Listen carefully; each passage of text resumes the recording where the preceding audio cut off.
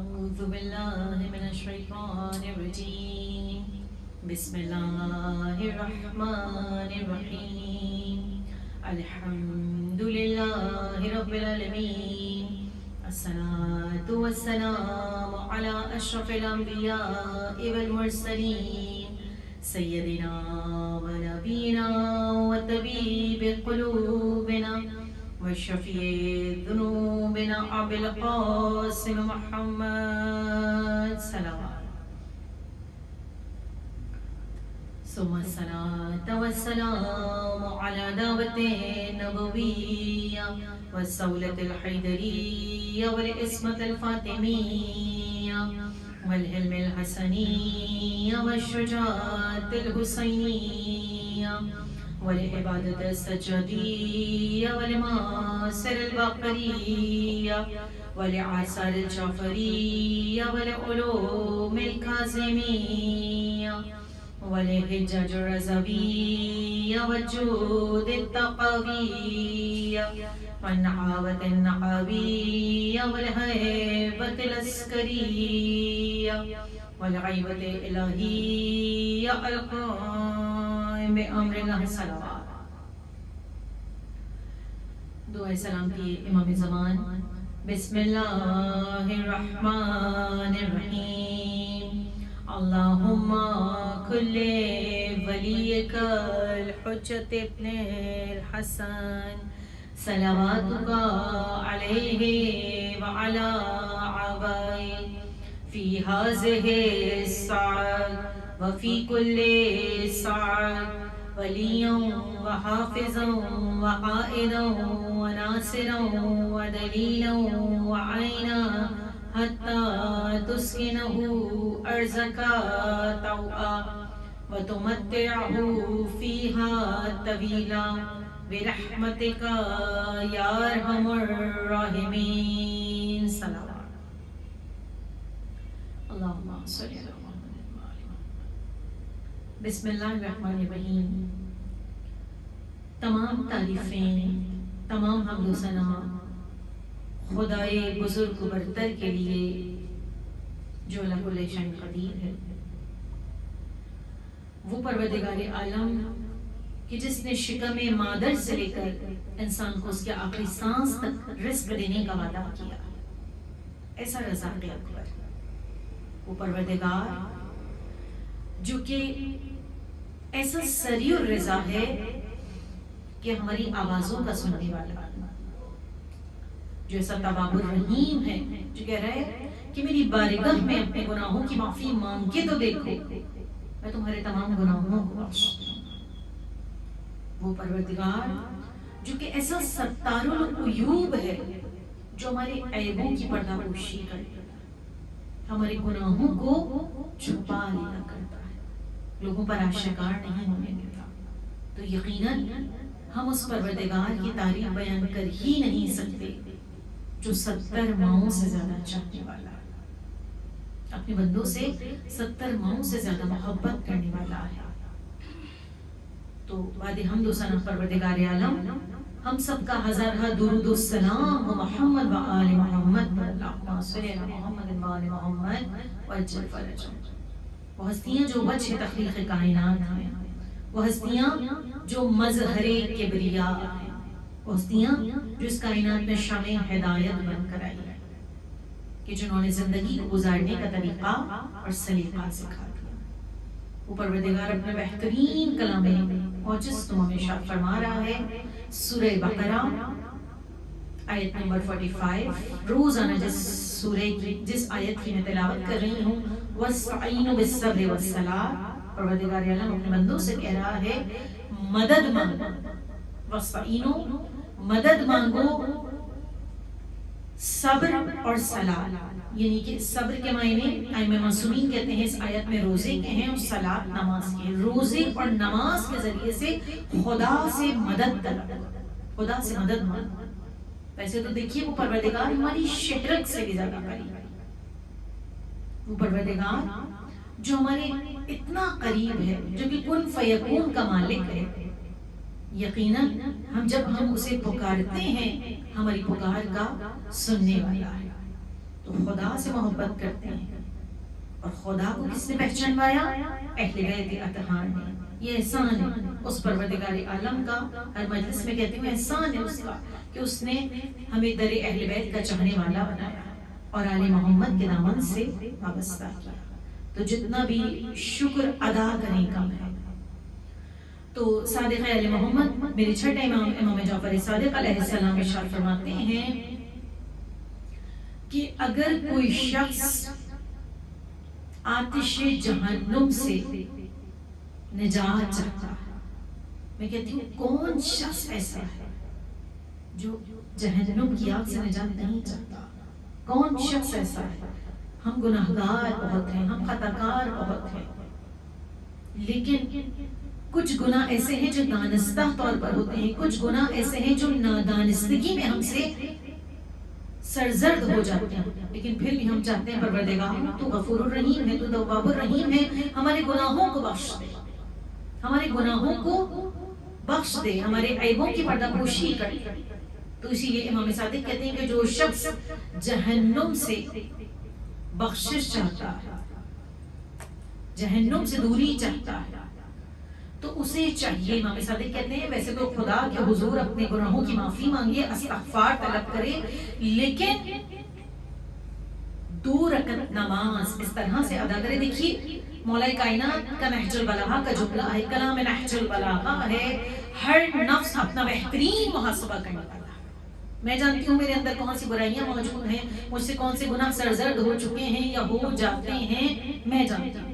کلام نہج البلاغہ ہے، ہر نفس اپنا بہترین محاسبہ کرنے والا ہے. مولا کہہ رہے ہیں ہر انسان جانتا ہے کہ اس نے کون سا گناہ کیا یا اس سے کون سا گناہ سرزرد ہو جاتا. تو یہاں پر امام صادق کہہ رہے ہیں اگر تم چاہتے ہو کہ خدا تمہیں جہنم کی آگ سے محفوظ رکھے، جیسا کہ روزانہ میں ایک مستحب نماز بتاتی ہوں، تو آج جو اہل بیت اطہار کے در سے ہم ایک نماز ملی کہ امام ارشاد فرماتے ہیں کہ 2 رکعت نماز ادا کیجئے پیر کے دن. منڈے کو 2 رکعت نماز پڑھنی ہے اگر تم چاہتے ہو خدا تمہیں جہنم کی آگ سے بچا لے. تو امام صادق کہہ رہے ہیں پیر کے دن 2 رکعت نماز پڑھو، سورہ الحمد کے بعد سورہ اخلاص، سورہ فلق اور سورہ ناس. سورہ الحمد 1 مرتبہ پڑھی اور یہ تینوں سورہ 15 مرتبہ پڑھی، دونوں رکعت میں. مختصر ترین نماز ہے، زیادہ ٹائم نہیں لگتا ہے. سورہ الحمد پڑھی، تینوں سورے 15 مرتبہ پڑھے، نماز تمام کی. تسبیح زہرا پڑھنے کے بعد 15 مرتبہ آیت الکرسی.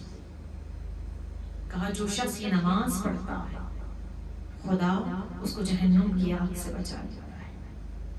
تو دیکھیے اگر ہم مدد طلب کرتے ہیں خدا سے، ویسے تو گناہوں کے استغفار پڑھتے ہیں لیکن اہل بیت نے بتایا اگر ہم مدد طلب کرتے ہیں قرآن سے، نماز سے، تو یقیناً خلوص دل کے ساتھ جو ان اہل بیت اطہار کے صدقے میں مانگتا ہے، خدا سے طلب کرتا ہے، خدا اس کی ضرور مدد کرتا ہے. یہ 2 رکعت نماز ہے، مختصر ترین نماز ہے. دوبارہ کہہ دوں کہ پیر کے دن پڑھنی ہے، 2 رکعت نماز پڑھنی ہے. سورہ الحمد کے بعد دونوں رکعت میں تینوں سورہ 15 مرتبہ، سورہ توحید یعنی کہ سورہ اخلاص، قل اللہ احد، سورہ فلق اور سورہ ناس، تینوں 15 مرتبہ. اور نماز کو تمام کرنے کے بعد آیت الکرسی 15 مرتبہ. خدا گناہوں کو بخش دیا کرتا ہے. اور ویسے بھی دیکھیے اہل بیت کا در اور قرآن، اتنی طاقت ہے رسول کی وہ حدیث ثقلین اس وقت بیان کروں کہ میں تمہارے درمیان تو گراں قدر چیزیں چھوڑے جا رہا ہوں. قرآن اور اہل بیت، اگر ان دونوں سے متمسک رہو گے، دونوں کی پیروی کرو گے تو کبھی گمراہ نہ ہو سکو گے. یہاں تک کہ حوض کوثر پر مجھ سے ملاقات کرو گے. تو اہل بیت کے در، اہل بیت نے کیا بتایا اس پر عمل کرو. نماز، قرآن، دعائیں. ایک مختصر سوال ہے کہ جو شخص خدا پر یقین کامل رکھتے ہوئے عمل انجام دیتا ہے، قرآن کو پکڑتا ہے، دعاؤں کو تھام لیتا ہے، اہل بیت کے دامن کو تھام لیتا ہے، خدا بھی اس کی کس طرح سے مدد کرتا ہے. ایک عورت جو کہ خدا کی عاشق تھی، اہل بیت کی چاہنے والی تھی، شوہر منافق تھا. مختصر کر کے بیان کروں، شوہر منافق تھا. اس عورت کا یہ طریقہ تھا، یہ دستور تھا، مطلب اس کی ایک عادت کہہ لیجیے کہ وہ اٹھتے بیٹھتے یا جب بھی کوئی کام کر رہی ہوتی تھی بسم اللہ الرحمن الرحیم پڑھتی تھی. یہ اس کی عادت تھی، اور خدا اس کے ہر کام میں آسانی پیدا کرتا تھا. اس کا ترجمہ یہی ہے نا، جب ظاہر ہے آدمی ہر کام خدا کے نام سے شروع کرتا ہے، خدا برکت ڈال دیتا ہے. بس کہتے ہیں اس کا شوہر جو کہ منافق تھا، تو بس اس کو اس بات سے اکثر غصہ آتا تھا، چڑ جایا کرتا تھا کہ ہر بات میں بسم اللہ الرحمن الرحیم پڑھتی ہے. ایک مرتبہ اس نے ایک تھیلی دی جس میں کافی ساری رقم تھی، اور اپنی زوجہ سے کہا کہ اس کو کہیں حفاظت سے رکھ دو. زوجہ نے اپنے شوہر سے وہ تھیلی لی اور اس کو کبرڈ کے اندر یعنی کہ الماری کے اندر بسم اللہ الرحمن الرحیم کہہ کر رکھ دیا. شوہر موجود تھا، اس کے سامنے ہی رکھا. کہا ہر کام بسم اللہ الرحمن الرحیم، دل میں خیال آیا ہر کام میری بیوی بسم اللہ الرحمن الرحیم پڑھ کر کرتی ہے، خدا کا نام لیتی ہے. آج میں اس کو بتاؤں گا کہ نعوذ باللہ کہ اللہ کے نام میں کوئی ایسی تو نہیں ہے کہ ہر کام اس کا بہترین. زوجہ کمرے سے گئی، اس نے وہ تھیلی اٹھائی، باہر گیا اور جا کر دریا میں ڈال دیا. دوسرے دن بازار سے مچھلی خریدی اور اس مچھلی کو گھر بھجوایا اور کہا اپنی زوجہ سے کہ آج مچھلی پکاؤ، میں مچھلی کھاؤں گا، جب شام کو گھر آؤں گا تو مچھلی کھاؤں گا. زوجہ نے بسم اللہ الرحمن الرحیم کہہ کر جیسے ہی مچھلی کو چاک کیا، اس کے اندر سے وہ تھیلی ملی. ایک مرتبہ زوجہ بھی پریشان، وہ تھیلی جو اس نے رکھی تھی حفاظت سے پیسوں کی، اس نے اس تھیلی کو دوبارہ اٹھا کر اور بسم اللہ الرحمن الرحیم پڑھ کر دوبارہ اس مقام پر اور مچھلی کو پکا لیا. مختصر یہ کہ شوہر آیا، اس نے کھایا، کھانا وانا کھایا، فارغ ہونے کے بعد اپنی بیوی سے کہتا ہے کہ وہ جو تھیلی کل میں نے تمہیں دی تھی وہ مجھے چاہیے. اس نے کہا ابھی لاتی ہوں. اب مسکرا رہا. کچھ دیر کے بعد زوجہ وہ تھیلی لے کر آ گئی اپنے شوہر کو. کہا یہ تھیلی کہاں سے آئی؟ کہا میں نے خدا کا نام لے کر بسم اللہ الرحمن الرحیم پڑھ کر جہاں پر رکھی تھی وہیں سے اٹھا کر لائی، وہیں پر رکھی ہوئی تھی. ایک مرتبہ زوجہ کو دیکھا اور اس تھیلی کو دیکھا، فوراً دل میں خیال آیا، کھول کے دیکھتا ہے جتنی رقم رکھی تھی پوری کی پوری موجود ہے.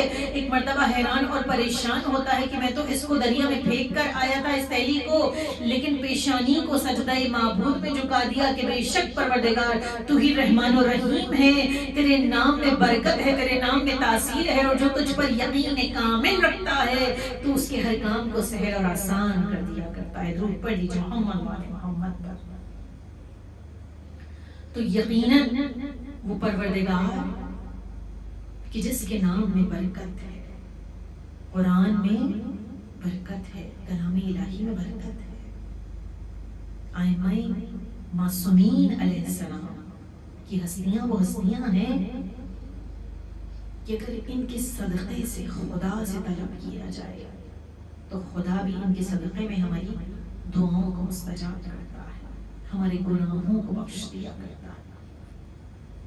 اور پھر کہوں کہ آپ جو اس فرش عزا پر بیٹھی ہوئی ہیں، آج محرم کی 5 تاریخ ہو گئی ہے، مسلسل 5 روز گزر گئے.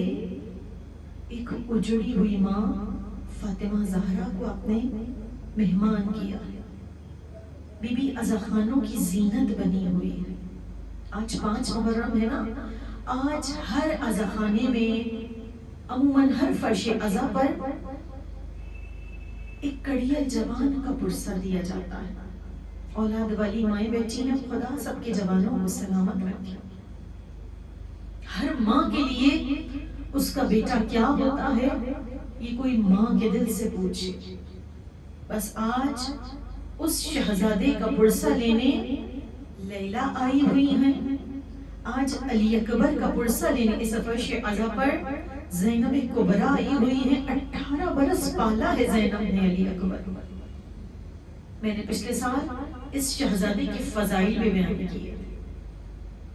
کوئی حسین سے پوچھے کہ علی اکبر کیا ہے حسین؟ روایات یہ کہتی ہیں کہ اگر انگور کھانے کی خواہش کا اظہار کیا ہے تو جنت سے انگوروں کا گچھا آیا اور حسین نے علی اکبر کو پیش کیا۔ جب علی اکبر کمسن تھے، چھوٹے سے تھے،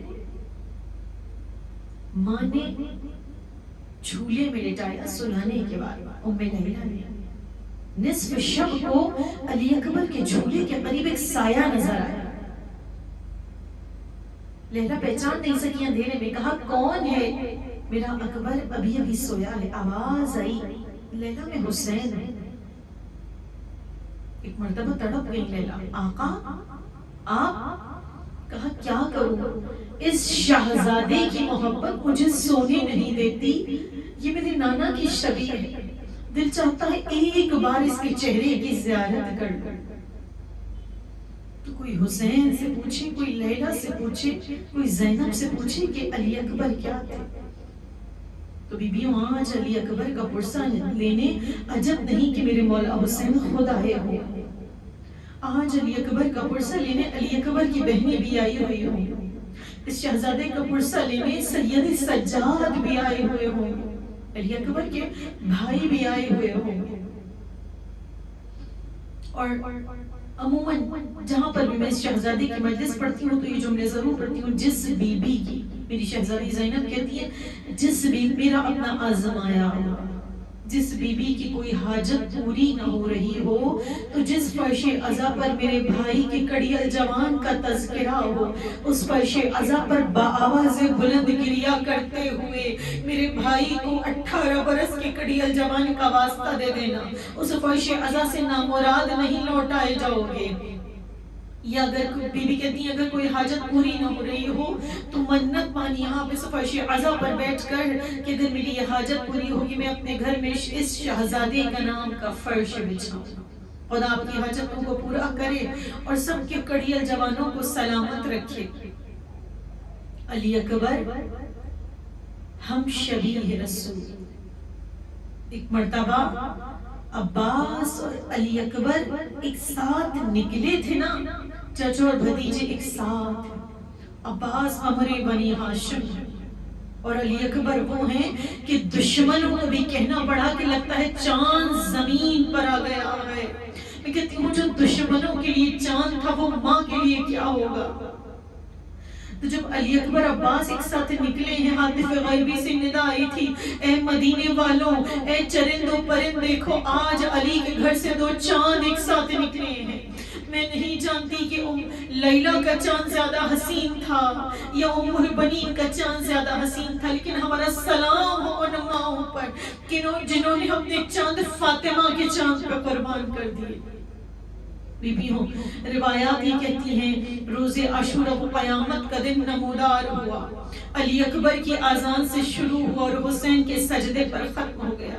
علی اکبر کی آذان کے بعد قربانی، اس شہزادے کے مسائل بہت طویل ہیں، مختصر کر کے پڑھوں۔